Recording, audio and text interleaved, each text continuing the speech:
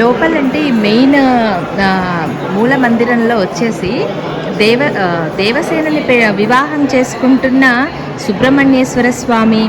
మీరు జాగ్రత్తగా అబ్జర్వ్ చేయాలండి. గుళ్ళోకి వెళ్ళినప్పుడు లోపల నారదుడు, సూర్యుడు, చంద్రుడు పైన ఉన్నారు. బ్రహ్మ వివాహం జరిపిస్తున్నట్టుగా ఉంటుంది. ఇవన్నీ చూడండి, మిస్ అవ్వద్దు. లోపలికి వెళ్తే గబగబా వెళ్ళిపోమన్నా మీరు అలా వెళ్ళకుండా ప్రశాంతంగా మందిర దర్శనం అయితే తప్పకుండా చేసుకోండి.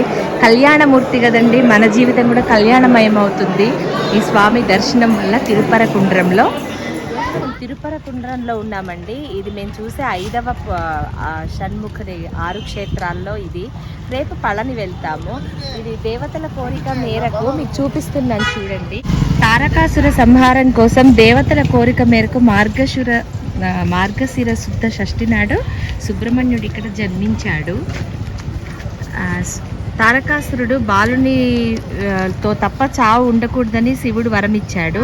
దేవతలు విష్ణువు దగ్గరకు వెళ్ళగా శివుడి కుమారుడి చేతనే సంహరింపబడతాడని చెప్తారు. దేవతల కోరిక మేరకు శివుని అంశతో కుమారస్వామి జన్మిస్తాడు. పరమశివుని దివ్య తేజస్సు వాయువులో ప్రవేశిస్తుంది.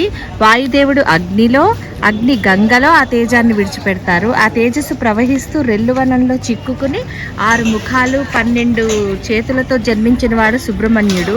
కుమారస్వామిని దేవతలు తమ సేనాధిపతిని చేసి కుమార అని పిలుస్తారు. 6 రోజులు తారకాసుర యుద్ధం చేసి తిరుచెందూరులో వధిస్తారు స్వామి. తర్వాత దేవతలందరినీ కలిసి తిరుపరకుండ్రం వస్తారనమాట. ఆ సమయంలో ఇంద్రుడు తన కుమార్తె దేవసేనని ఇక్కడ పెళ్లి చేసుకోమని అర్థిస్తాడు. త్రిమూర్తులు అంగీకరించి స్వామికి దేవయానినిచ్చి ఇక్కడ దేవతల సమక్షంలో వివాహం చేసుకుంటారు. కూర్చుని దర్శనమిచ్చే స్థలం ఇది. ఆయన శక్తి శూలానికి అభిషేకం చేస్తారు. కొండనంతా తొలిచి గుడిగా ఇక్కడ నిర్మించారనమాట. ఈ గుడి స్పెషాలిటీ ఇదండి. ఇక్కడ శివునికి అభిషేకం చేస్తారండి, కుమారస్వామికి కాకుండా. అది తిరుపరకుండం స్పెషాలిటీ.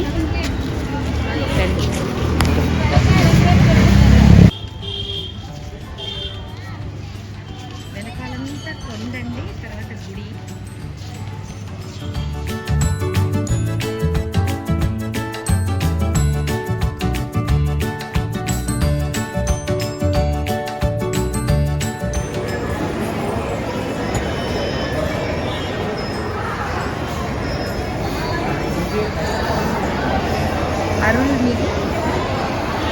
అరుణ్మిగు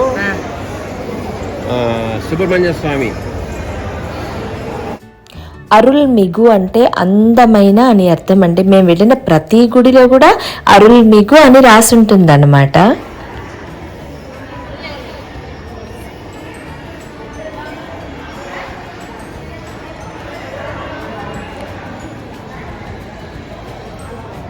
భద్రకాళి అమ్మవారండి. బాగున్నారు చూడండి అమ్మ.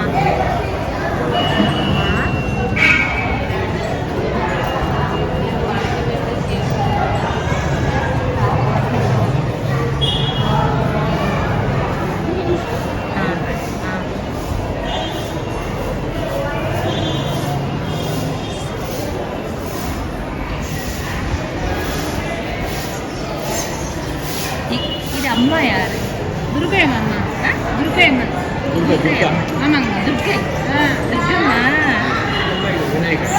వెళ్తూనే ఇక్కడ మనకి వినాయకుడు, దుర్గమ్మ అంతా దీపాలు వెలిగించి.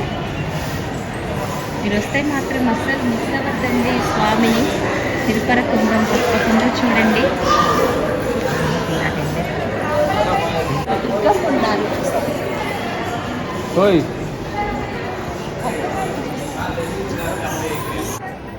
చాలా పెద్ద అందమైన సింహద్వారం దర్శనమిస్తుందండి మనకి స్టార్టింగ్లో.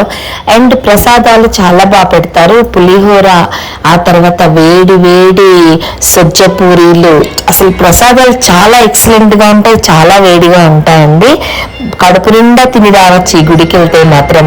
అది ఈ గుడి యొక్క స్పెషాలిటీ. చెప్పాలు, కొబ్బరి బూరెలు, సుబ్రహ్మణ్యేశ్వర స్వామి ప్రతి ఆలయంలో ఇవి దొరుకుతాయండి. అస్సలు మిస్ అవ్వద్దు. మనం ఇంట్లో ఒక్కళ్ళకి చేసుకునే కన్నా అనుకుంటాము, బట్ ఇక్కడికి వెళ్తే తిన్న వాళ్ళకి తిన్నంత ఒక్కటి 10 రూపాయలు. దర్శనంతో పాటు మన ఆకలి కూడా తీరుస్తాయి ఇక్కడ.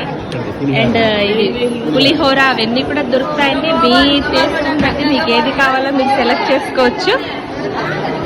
ఇవ్వండి సొజ్జ పూరీలు, లడ్డూలు, పులిహోర చక్కగా ఆకుల్లో ప్యాక్ చేసి అమ్ముతున్నారు. ఇవన్నీ మీకు కౌంటర్స్ ఉంటాయి. వేడి వేడి సొజ్జప్పాలు అవన్నీ ఇటువంటి పేరుస్తున్నారు ఇప్పుడే.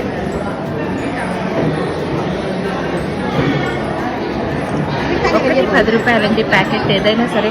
తమిళనాడులో వచ్చేసి ఏదైనా చాలా సామాన్య మానవుడు కూడా హాయిగా జీవితం గడపగలిగేటట్టుగా గవర్నమెంట్ ఇక్కడ చేస్తుంది. కాస్ట్ ఏమీ లేవు. ఫుడ్ దగ్గర నుంచి, డ్రింక్స్ దగ్గర నుంచి అన్నీ మనకి ఈజీగా దొరుకుతాయి. అమ్మ ఇది పులిహోర.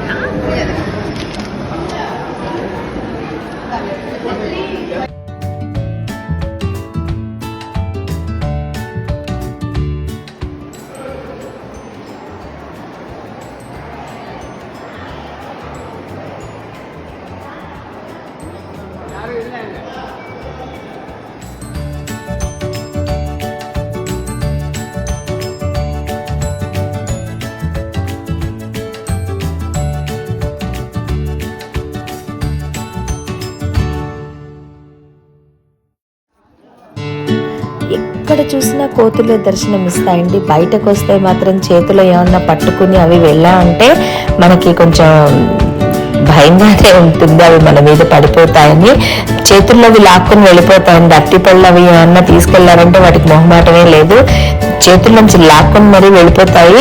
అందుకని వెళ్ళేటప్పుడు జాగ్రత్తగా టెంపుల్కి వెళ్ళే ముందు చేతిలో ఏం లేకుండా, ఎస్పెషల్లీ వాటికి ఆహారంగా కనిపించకుండా వెళ్తే మంచిది. చూడ్డానికి బాగుంటాయి కానీ కొంచెం ఏమన్నా పట్టుకుంటే మాత్రం చేతుల్లోంచి లాక్కెళ్ళిపోతాయి అవి.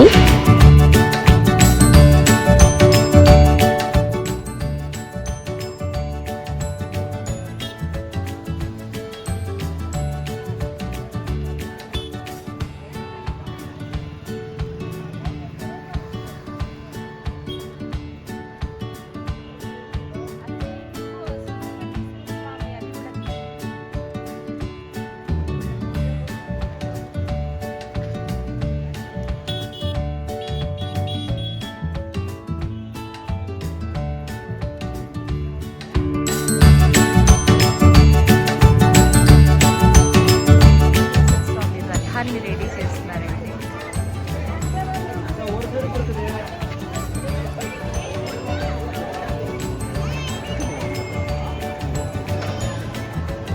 ఒక పెద్ద కొండనంతా ఇంత అందమైన గుడిగా మలచి శిల్పాలను చెక్కిన పెద్ద గుడి ఇది. ఒకటి అందమైన సుబ్రహ్మణ్య స్వామి గుడి. ఇంత పెద్ద కొండ రాళ్ళని తొలిచి కొండని ఇంత అందంగా తయారు చేసిన గుడి ఇది తిరుపరకుండ్రం అండి.